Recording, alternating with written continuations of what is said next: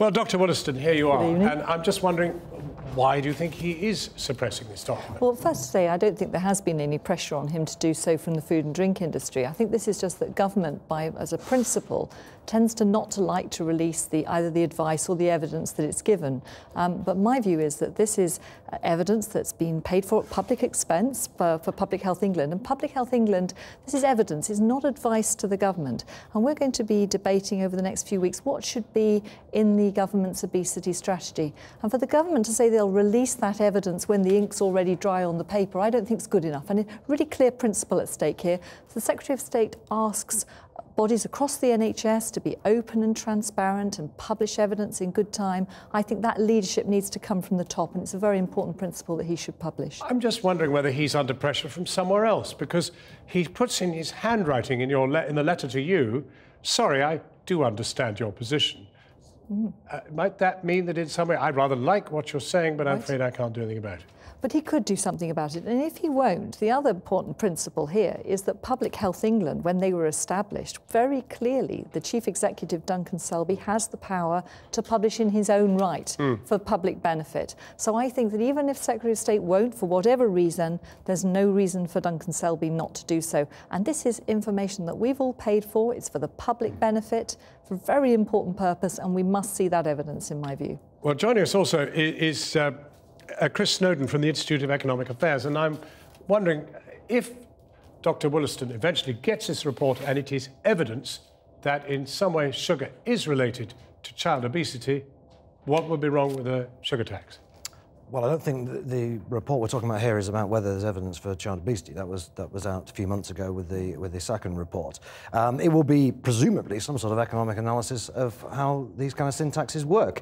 I think it probably should come out if it's there and if it's finished. I'm not terribly bothered by it because there's actually a lot of evidence people can go out and find already on these kind of taxes. You can also look at the real-world evidence. For example, in Denmark, where they had a fat tax. These things really don't work. The reality is that hardly anywhere actually has a sugar tax. I think Norway may have some variety of a sugar tax. A few places in America have fizzy drinks taxes. It's not really on the agenda. The Labour Party have already ruled it out. The Conservatives have already ruled it out. But what you get with the public health lobby is if they're not getting their way, they find some little storm in a teacup like this and say that the government is bowing down to big business. You saw but the great thing about saw it with plain packaging. A sugar tax is that it would perhaps persuade fizzy drink people in particular to put less sugar into the drink, and that's a great idea. That's one thing they could do. Of course, the fizzy drink it's quite a big thing, isn't it? But they already do that. I mean, the reformulation strategy, which the public health lobby are very keen to push on industry, is something that in the fizzy drink market they've been doing for decades. I mean, they were the first people really to have sugar-free varieties, low-calorie varieties. If you want to get a sugar-free version of fizzy drinks, you can get it of every single brand. It's the worst possible example, actually, of somewhere where people are saying you don't have a choice. This isn't just about a sugar tax, though. It looks at all the different measures that we can take, whether what we should be doing about price promotions, deep discounting, about product placement. It's about all the very other things we should be doing, possibly what the impact would be about controls on marketing, advertising and so forth. So this is a wide-ranging review, and the point is it would tell the public and health campaigners and people like Mr. Snowdon who deeply oppose it, it would tell all of us what the advice the government is receiving on this, and that's why it's so important. It's a really important principle of transparency that must apply across the board here. Just because it's great to have you in the studio, and you are the chair of the Health Committee. Yes.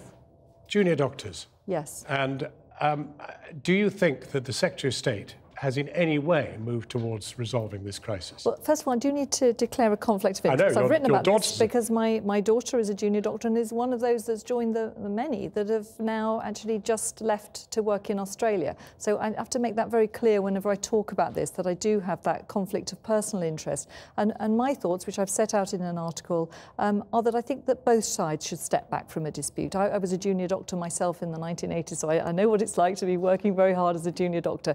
But I think that a strike would be damaging for everyone. First of all, it would be damaging for patients, but it would also be damaging for doctors as well. So your message would be talk. Step back. Both sides talk. Right. I'm going to have to leave you there, but thank you very much for that, Thank you. Dr. Wollaston, and thank you, Chris Snowdon, too.